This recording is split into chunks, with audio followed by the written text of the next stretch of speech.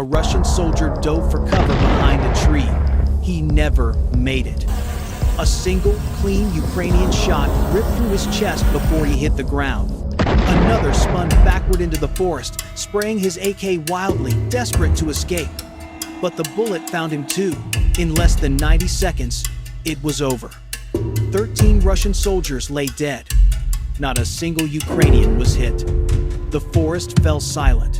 No gunfire, no movement.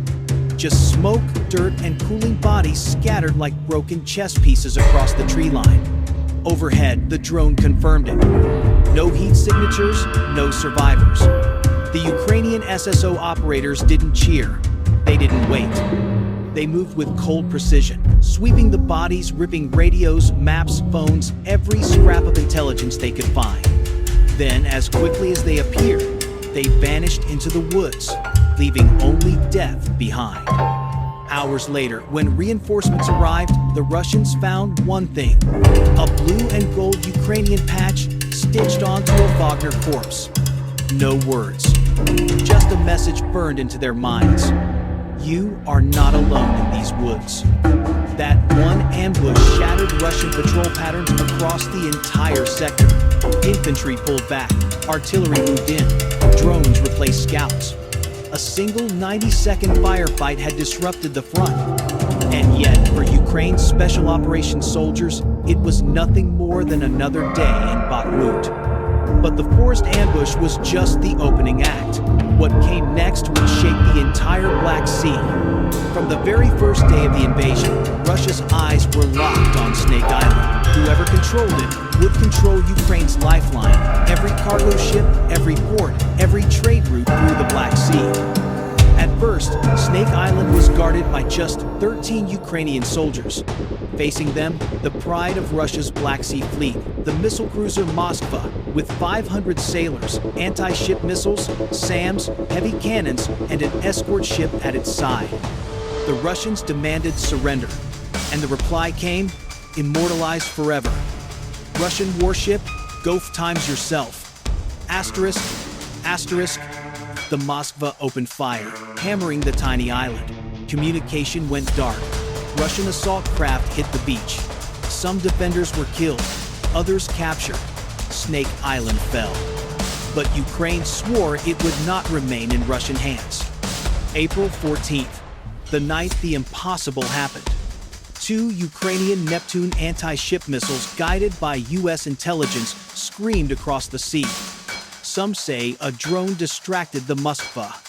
Others say its radar was offline. None of it mattered. Explosions tore through Russia's flagship. By morning, the pride of the Black Sea lay on the ocean floor. Russia claimed a cigarette fire sank it.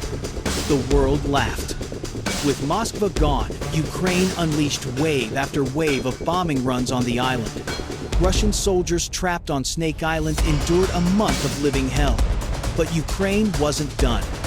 The Russians had turned 3 nearby oil rigs into electronic warfare towers, jamming Ukrainian operations. Taking them out would require one of the most daring missions of the war. Special forces sped across the Black Sea on inflatable boats and jet skis, sliding under the shadow of the rigs.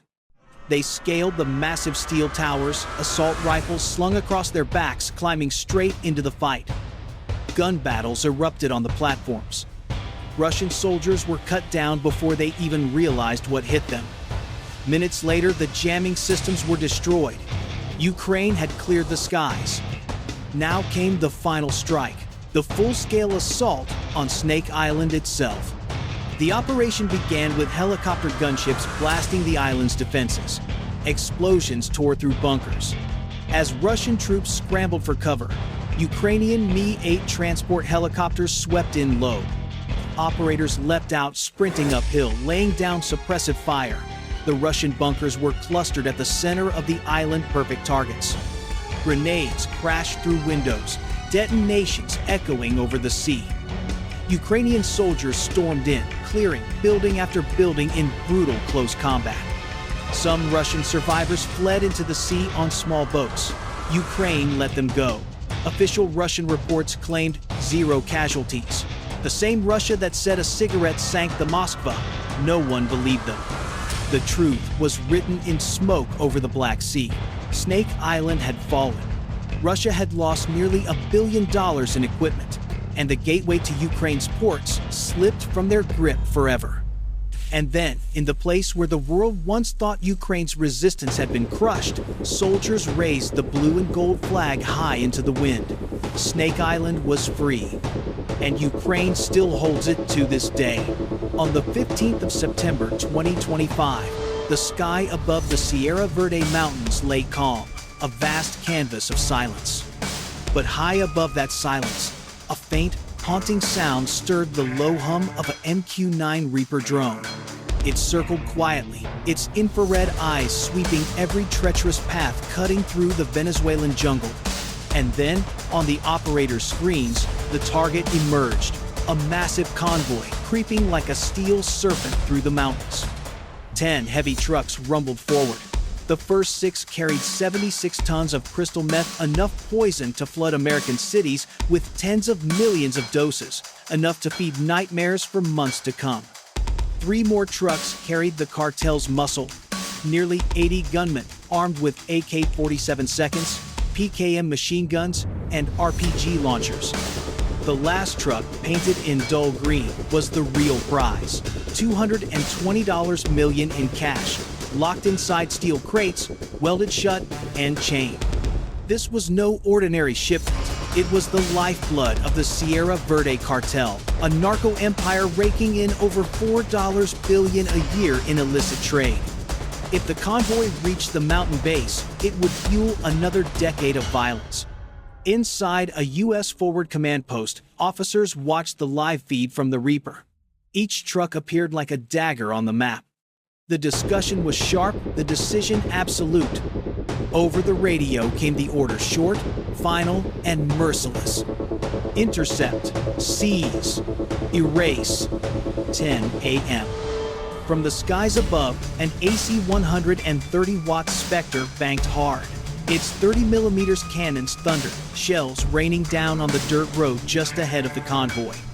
Explosions rocked the valley, dirt and flames swallowing the path. Brakes screeched, engines roared, the convoy shuddered to a halt in chaos.